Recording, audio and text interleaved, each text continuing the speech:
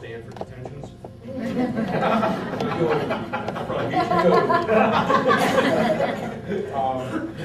sitting here listening. It's wonderful. Lucy, thanks for putting this thing on.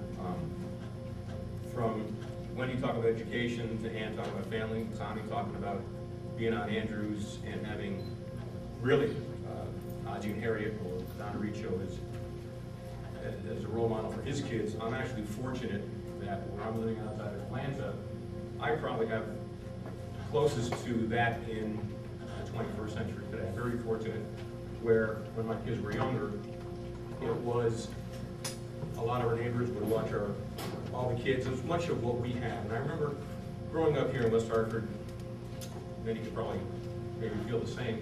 I didn't like growing up here. It was too confining. Everybody, I couldn't wait to get out of West Hartford. On our street, I see Carla's nodding her head, on our street we probably had 8 or 9 kids all in our class just on the first half of the street. So you couldn't do anything on Lyman Road because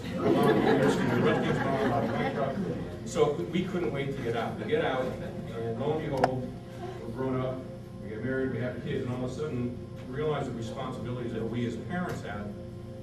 We have to then impart similar values. And you said something, I guess, behind closed doors, no one really knows what's going on, and you know, I wonder whether we, of our 60s generation, and the 60s has meant so much in our culture,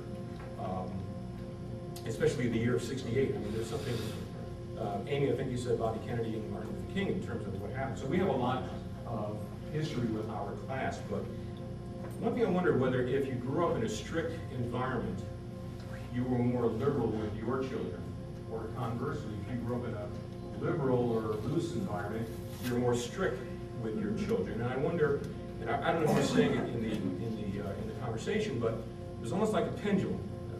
I'm lucky, and I consider myself lucky that my kids are on the younger side. I still got a 13-year-old and a 16-year-old. I'm very conscious of what decisions that my wife and I make to impart values to our children. And values is a very loaded word, but it means something to me, and I think it starts in the home. But so I want to toss that out about to the group. Liberal, therefore the pendulum swings the other way. Strict swings the other way in terms of how you raise your children. And the other thing I heard that I want to just kind of mention is what I'm hearing from everybody is that somehow, as the 60s or as a class of 68, we're all still trying to figure out how to change the world and how to make the world better. And I think that's really good. I really think that's good. So congratulations to all of us, but that's my 2 cents.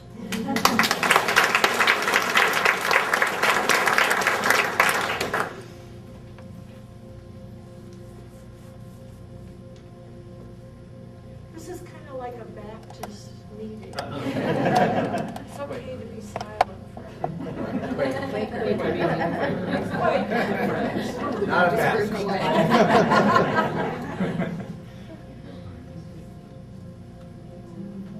Paul Nichols, just listening to all this, and I think that our parents probably thought that this society is going to hell in a handbasket.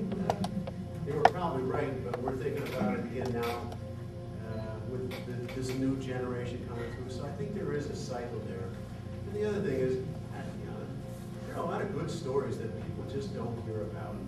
This is a good story that nobody will ever hear about. With us getting together and just being friends and seeing what everybody's doing. So. They know if they read my blog. Michelle Lynch from the Hartford Chronicle.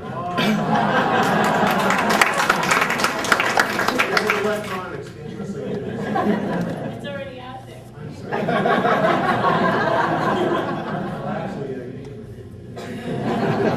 you want to recall it? Smith? Smith it was. Things are good.